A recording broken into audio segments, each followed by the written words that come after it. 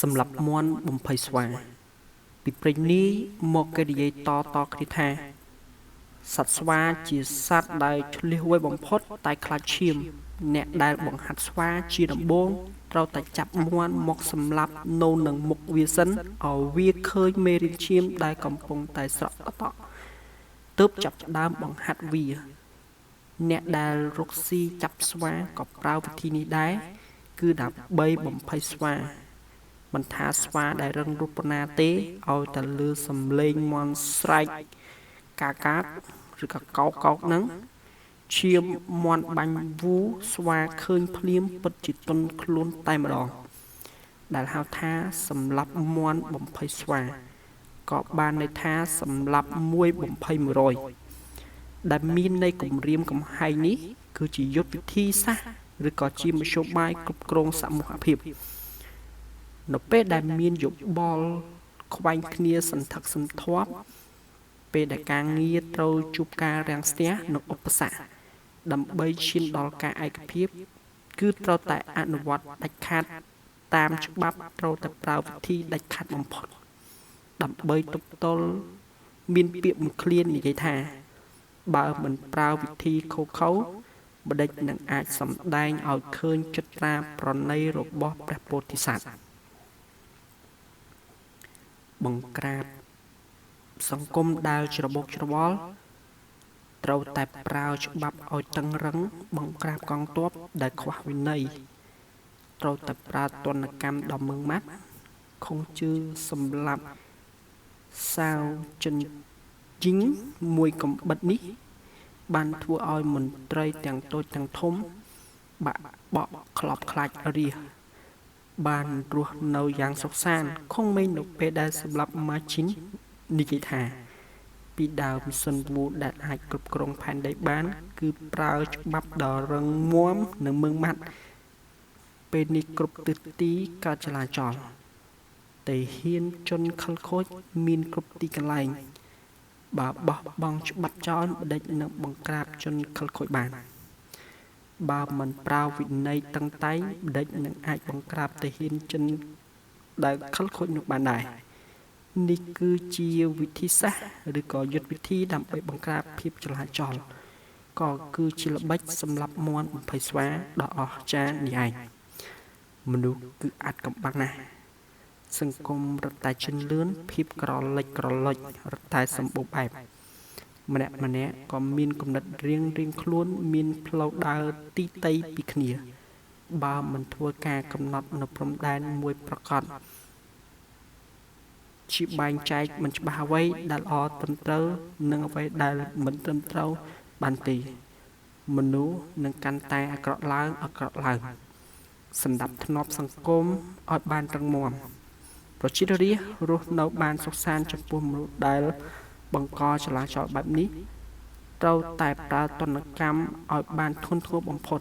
ខ្ចីក្បាលមនុស្សមួយចំនួនឲ្យគេមើលនេះហើយគឺមិនឃើញក្តាមឈូសមិនស្រក់ទឹកភ្នែកឃើញក្តាមឈូសពេលណាទើបយំមិនឈប់អត្តន័យសម្រាប់មន់បំភ័យស្វាគឺនៅត្រង់នេះឯងក្រោយសម្រាប់សានវូក៏សាងឡើងនៅនគរចូលជើងថៃកុងត្រូវការប្រមូលអ្នកចេះដឹងដើម្បីជួយកសាងនគរនៅនគរឈីមានមនុស្សម្នាក់ប្រកបដោយការចេះដឹងឈ្មោះវ៉ាងអ៊ីត្រូវបានការសរសើរពីសំណាក់ប្រជារាស្ត្រនៅទីនោះជាងថៃកុងល្បីឈ្មោះក៏មានបំណងអញ្ជើញគាត់ឲ្យចេញមកជួយធ្វើកិច្ចការទៅសួរសុខទុក្ខ3ដងសុទ្ធតែមិនត្រូវបានទទួលស្រាប់តែជាងថៃកុងយកគេទៅសម្លាប់ចោលតែម្ដងចៅកុងចង់ជួយក៏មិនទាន់ដែរហើយក៏សួរជាងថៃកុងថាវាងជាមនុស្សចេះដឹងខ្ពង់ខ្ពស់ម្នាក់មិនទៀមទាមានចង់បានសុខចិត្តផឹកស៊ីតែឯងធ្វើស្រែចិញ្ចឹមក្រពះគឺពិតជារស់នៅស្ងៀមស្ងាត់មិនសួរនាំអំពីរឿងមនុស្សលោកហេតុអ្វីបានជាសម្លាប់គេចោលជាងថៃកុងក៏តបក្នុងសមុទ្រទាំង4គឺជាទឹកដីរបស់ព្រះអង្គអ្នកដែលដឹកនាំលើទឹកដីទាំងនោះគឺសុទ្ធសឹងតែជាមន្ត្រីរបស់ព្រះអង្គ នៅពេលដែលនគរទើបទទួលបានសន្តិភាពម្នាក់ត្រូវតែមានភារកិច្ចជួយកសាងនគរមានជំហរតែ2ប៉ុណ្ណោះបើមិនគ្រប់គ្រងទេគឺប្រឆាំងមិនអនុញ្ញាតឲ្យមានភាពស្ទាក់ស្ទើរឬអព្យាក្រឹតឡើយអាកប្បកិរិយាមិនព្រមសហការរបស់វាងបើម្នាក់យកគេធ្វើជាគំរូតើមានប្រជានុរាស្ត្រណាដែលអាចប្រកាសបាននោះហេតុនេះបានជាយើងសម្លាប់គេចោលគឺជាមេរៀនសម្រាប់អ្នកដទៃពិតជាអញ្ចឹងក្រោយពីសម្លាប់ហើយមន្ត្រីក្នុងវាំងដែលប្រុងលាឈប់គ្រប់គ្នា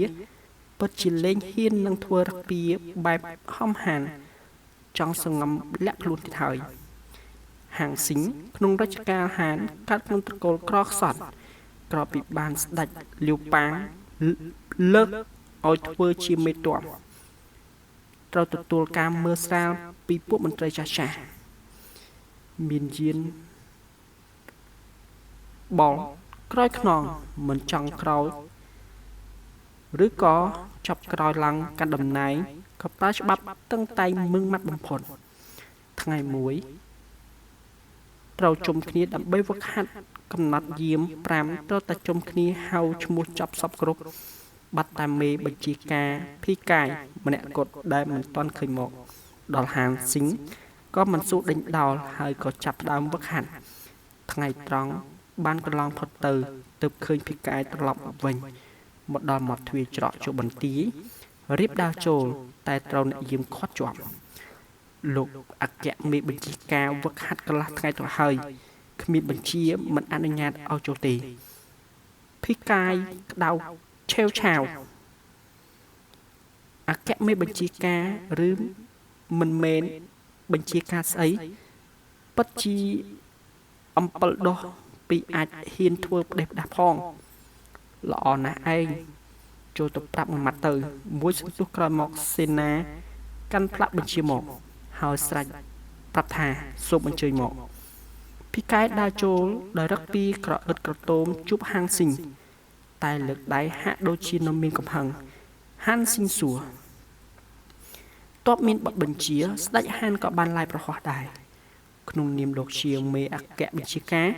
ហេមដេចបានជាមកជិតពេលហើយក៏បែរមកសួរសេនាយាមឥឡូវថ្មណាហើយហួសពេលថ្ងៃត្រង់ហើយសេនាយាមឆ្លើយពេលគឺយាមមួយរសៀលហើយបបបញ្ជាកំណត់យាម5ភ្លឺមកជួបជុំឥឡូវឯងមកយឺតពេល7ទៅ8យាមឯណោះ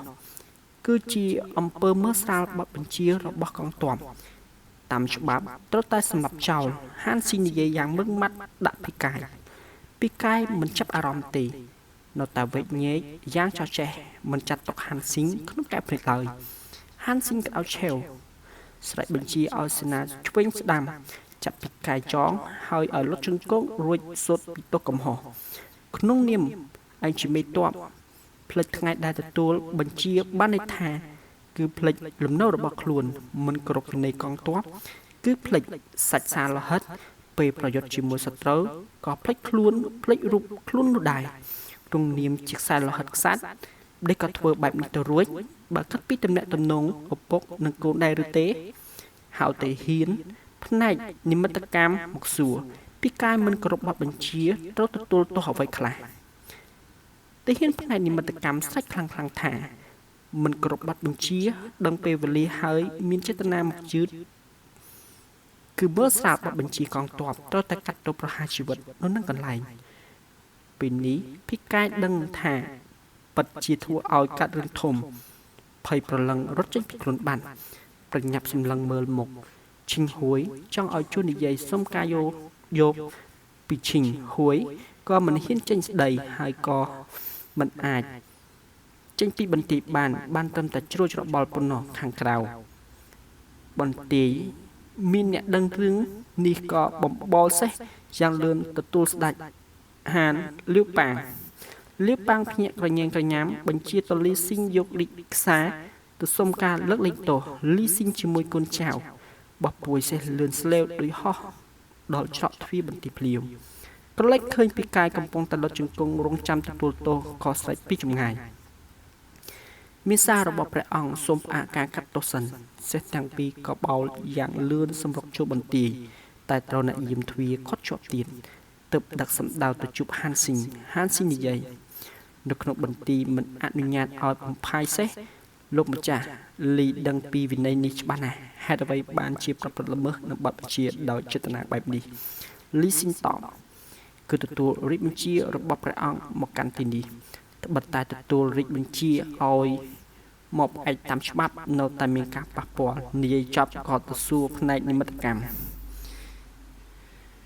តើលោកម្ចាស់លីត្រូវទទួលទោសអ្វី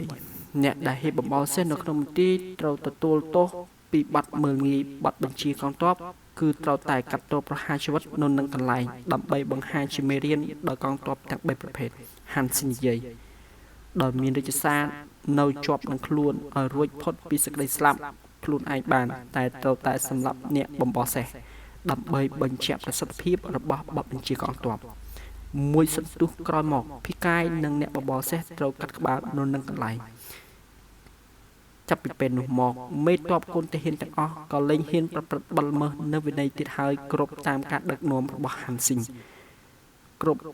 10អាស្រ័យហេតុនេះហើយបានជាទ័ពរបស់ហានស៊ីងអាចកំទេចស្ដេចសៀងយីឲ្យស្លាប់នៅទន្លេខ្មៅបានជួយបើកផ្លូវលាបប៉ាងគ្រប់គ្រងទឹកដីពេលនោះនៅសម័យច័ន្ទគួរយ៉ាងក៏ធ្លាប់ប្រើវិធីនេះសម្រាប់ជួជាសាងនគរឈីឡើងវិញដែរសម័យសាមកុកលីម៉ុងបានសម្លាប់មិត្តរួមអាវុធម្នាក់ដែលមានស្រុកកំណើតជាមួយគ្នាធ្វើឲ្យវិន័យកងទ័ពមានប្រសិទ្ធភាពឃើញថាល្បិចកលនេះគោលបំណងរបស់វានៅត្រង់កម្លាំងដែលមានចរិតគៀបសង្កត់ឲ្យនៅនឹងស្ងៀមសម័យឈុនឈីសុនវូជីមានសិភៅក្បួនទ័ពដែលមាន13ជំពូកក្រោយពីស្ដេចអ៊ូតូតចប់សរសើរថាពិតជាអស្ចារ្យកម្រោះហើយមានឲ្យអ៊ូជីស៊ីទៅអញ្ជើញគាត់ជួយធ្វើកិច្ចការពេលជួបមុខស្ដេចអ៊ូក៏បានប្រាប់អំពីភាពទន់ខ្សោយរបស់កងទ័ពហើយសួរថាតើធ្វើយ៉ាងណាទើបអាចពង្រឹងសមត្ថភាពកងទ័ពប្រែក្លាយនគរឲ្យខ្លាំងបានក្រោយពីការវិភាគទៅលើសភាពការចាប់សពក្រុមហើយនិយាយថាក្បួនទ័ព13ជំពូករបស់ទូបង្គំមិនត្រឹមតែអនុវត្តក្នុងជួរកងទ័ពបានប៉ុណ្ណោះទេតែក៏អាចបង្ហាត់ឲ្យស្ត្រីភេទប្រកាសបានយ៉ាងពូកែថែមទៀតផងស្ដេចអ៊ូស្អើចក្អាក់ហើយក៏មានបន្ទូលយើងពិតជាមិនដែលឮថាអាចបង្ហាត់ស្ត្រីភេទឲ្យចូលសម្បរភូមិសម្រាប់សត្រូវបានសោះស្ដេចអ៊ូក៏មានបន្ទូលក្នុងន័យរបៀបមើលស្រាលសុនវូតបបើព្រះអង្គមិនជឿអាចសាក់លបងចំពោះមុខតែម្ដងបើមិនជោគជ័យទេទូបង្គំសុខចិត្តទទួលទោសបានបោកប្រាស់ព្រះអង្គពិតមែនឬស្ដេចអ៊ូក៏មានបន្ទូលល្អយើងរងចាំមើលសមត្ថភាពរបស់ឯង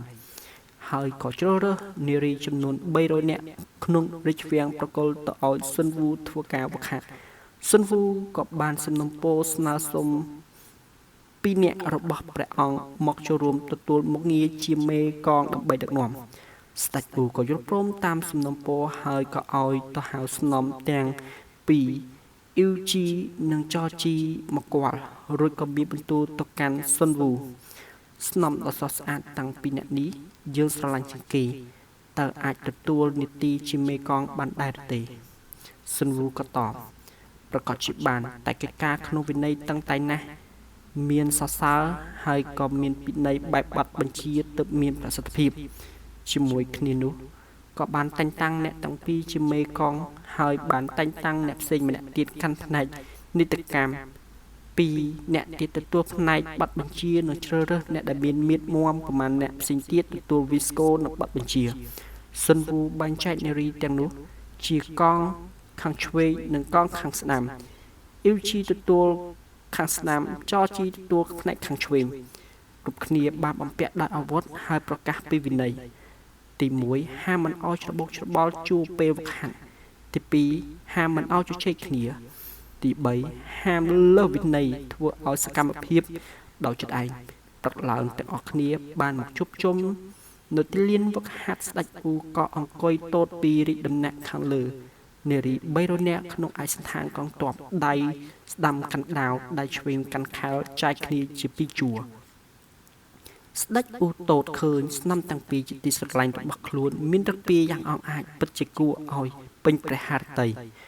សុនអ៊ូចាប់ផ្ដើមហើយដាក់បញ្ជាឲ្យរៀបចំក្បួនបានយកទងលឿងពីប្រកុលទៅឲ្យមេកងទាំងពីរបញ្ជាឲ្យអ្នកដឹកនាំមុខនារីទាំងអស់ត្រូវតែដើរតាមពីក្រោយមេកង5នាក់ជាផ្នែក10នាក់ជាក្រុមត្រូវដើរតាមឲ្យជាប់បន្តគ្នាមិនត្រូវឃ្លាតគ្នាហើយត្រូវស្ដាប់សំឡេងស្គរថយក្រោយឬទៅមុខជំហានដាច់ខាតមិនត្រូវច្របូកច្របល់សូត្រចាប់បញ្ជាអ្នកទាំងអស់ត្រូវតែលុតចង្គមរងចាំអត់បញ្ជាមួយសន្ទុះសុនវូបញ្ជាមកម្ដងទៀតពេលស្គរវិលឹកទី1ទាំងពីរកងត្រូវតែងើបឈរឲ្យបានព្រមគ្នាស្គរវិលឹកទី2កងឆ្វេងត្រូវតែបែរងាកស្ដាំត្រូវឆ្វេងបែរស្គរលើកទី3ត្រូវចាប់ផ្ដើមប្រយុទ្ធពេលលឺសូរអាគាំងត្រូវដកថយជាបន្ទាន់គ្រាន់តែបញ្ជានារីទាំងអស់ខ្ទប់មាត់សើចស្ញែងស្ញាញអ្នកវីស្កូរីថាស្គរទី1បានវីរួចទៅហើយតែអ្នកខ្លះអង្គុយរញ៉េរញ៉ៃគ្មានរបៀបសុនវូងើបពីជើងម៉ាហើយនិយាយដោយមើងមាត់ថាមិនគ្រប់វិន័យមិនស្ដាប់បទបញ្ជាជាកំហុសរបស់មេដឹកនាំឥឡូវសូត្របទបញ្ជាម្ដងហើយពន្យល់ឲ្យបានច្បាស់លាស់ផ្នែកបទបញ្ជាក៏សូត្របទបញ្ជាឡើងវិញម្ដងទៀតអ្នកវីស្កូក៏ចាប់ផ្ដើមវីស្កូឡើងវិញតែនារីទាំងអស់នៅតែសើចលេងខ្សឹបខ្សៀវហើយខ្លះផ្អៀងស្មាទៅឆ្វេងខ្លះទៅស្ដាំដោយកំពុងនាំគ្នាគួយគុនផ្កាអ៊ីងចឹងដែរសុនវូលាស់ដៃអាវហើយងើបឈររួចទៅទូស្គរខ្លួនឯងម្ដងហើយម្ដងទៀតហើយឲ្យចាប់សូត្របទបញ្ជាឡើងវិញម្ដងទៀតតែចាប់ពីថ្នាក់ក្រោមមេកងគ្មាននរណាម្នាក់ដែលមិនថាមិនសើចក្អាកក្អាយនោះទេសំលេងខ្ញៀវខ្ញាដោយចាបចូលសម្បុកសុនវូបោកភ្នែកសម្លក់ថ្មែស្រែកកំហកផ្នែកនីតិកម្មតណាចាមិនគ្រប់វិន័យមិនស្ដាប់បទបញ្ជាជាទុកកំហុសរបស់អ្នកដឹកនាំពេលនេះបានប្រកាសយ៉ាងម៉ឺងម៉ាត់3ដងទៅហើយតែមិនមានទាហានណាមិនស្ដាប់តាមវិន័យត្រូវតែទទួលទោសបែបណាសម្រាប់នៅនឹងកន្លែងកងទ័ពមិនអាចសម្លាប់ទាំងអស់បានទេទោសកំហុសត្រូវតែធ្លាក់នៅលើអ្នកដឹកនាំសេនាចាប់មេខុសសម្រាប់ចោលភ្លាមសេនាឃើញសុនវូកំពុងតែមានកំហឹងមិនហ៊ានប្រឆាំងទេក៏ចាប់ស្នំទាំងពីរចោលយ៉ាងជាប់ស្ដេចអ៊ូទត់ឃើញភ្ញាក់ក្រញាំងបញ្ជាមនុស្សឲ្យប្រញាប់ទៅជួយដោយបញ្ជាថាយើងដឹងពីសមត្ថភាពបញ្ជាទ័ពរបស់លោកហើយតែអ្នកទាំងពីរគឺជាស្នំជាទីស្រឡាញ់របស់យើងបើគ្មានអ្នកទាំងពីរយើងពិតជាសោយមិនឆ្ងាញ់ផ្ទុំមិនលុកនោះទេសូមជោគយល់ចំពោះយើងលើកលែងទោសឲ្យគេម្ដងចោះសុនវូបដិសេធក្នុងកងទ័ពគ្មានពាក្យពុតផោទូបង្គំត្រូវព្រះអង្គតែងតាំងជាមេទ័ពនឹងផ្ដល់ជាក់ស្ដែងពេលខ្លះមិនអាចទទួលធ្វើតាមរាជបញ្ជាបានទេបើមិនគ្រប់វិន័យកងទ័ពហើយលើកលែងទោសបែបនេះតើទូបង្គំអាចគ្រប់គ្រងកងទ័ពបានដែរឬទេសម្រាប់មួយស្ទុះក្បាលស្នំទាំងពីរត្រូវព្យួរឡើងយ៉ាងខ្ពស់គ្មាននារីម្នាក់ដែលមិនញាក់សាច់រំដំថ្គាមនោះទេហើយនាំគ្នាលុតជង្គង់ក្រឹបទាំងភ័យខ្លាចដើម្បីរងចាំបញ្ជាឆ្លងកាត់ការសម្លាប់លើកនេះធ្វើឲ្យនារីទាំងអស់ខ្លាប់ខ្លាចគ្រប់គ្នាការវឹកហាត់ដ៏មានដំណើរការទៅមុខយ៉ាងលឿននិងត្រឹមត្រូវមានតែស្ដេចអ៊ូអង្គឯងដែលនគរនឹងស្រណោះអាឡោះអាឡៃមិត្តគ្រប់អាវុធលើករេដ៏ស្និទ្ធស្នាលទាំងពីរទឹកភ្នែកចុះថ្វល់ស្ទើរតែបាត់បង់ស្មារតី